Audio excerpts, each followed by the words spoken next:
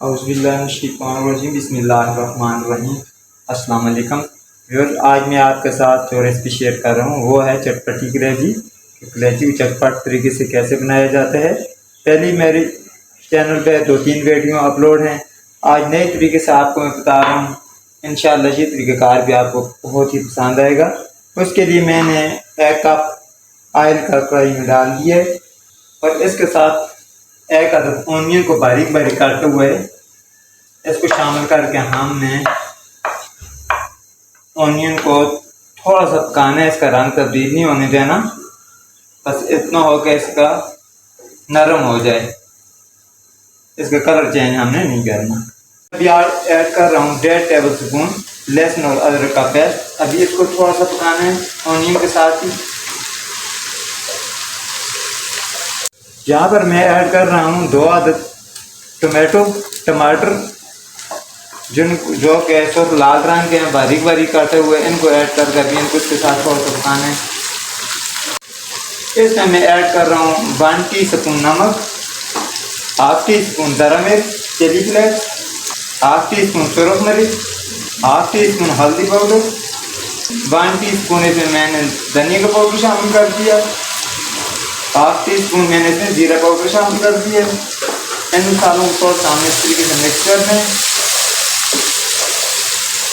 थोड़ा सा इसमें पानी ऐड कर दूँ ताकि हमारी ग्रेवी अच्छी सी बन जाए, हमारा रोगन बहुत अच्छे से तैयार हो जाए।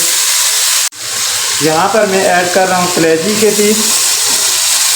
कलेजी साफ़ करने का तरीका मैंने डिस्क्रिप्शन में बताया हुआ है।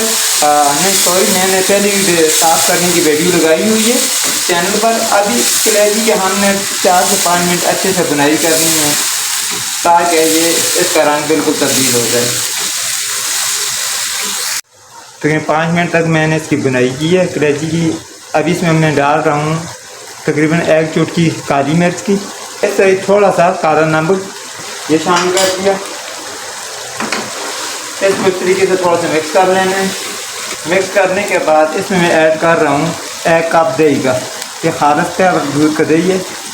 इसके साथ आप थोड़ी सी बुनाई करनी है।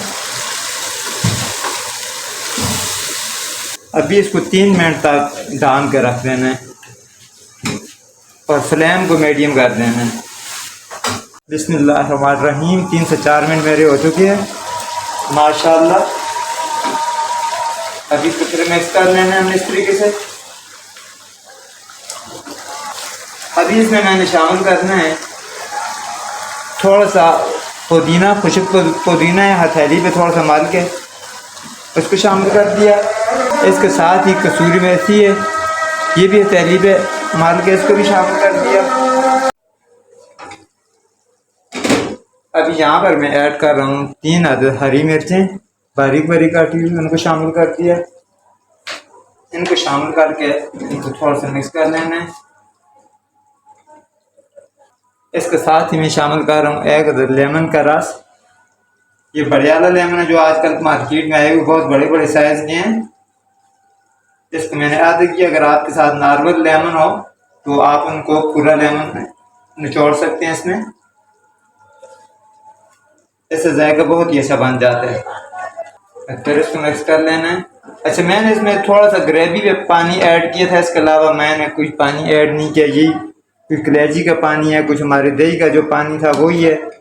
यहाँ पर थोड़ा सा मैं इसमें गरम मसाला शामिल कर रहा हूँ। गरम मसाला शामिल कर दिया। शामिल करके इसको अच्छे से मिक्स कर लेना है।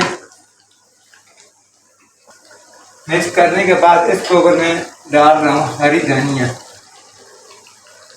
और हरी धनिया को भी आपने इस तरीके से साथ ही मिक्स कर लेना है।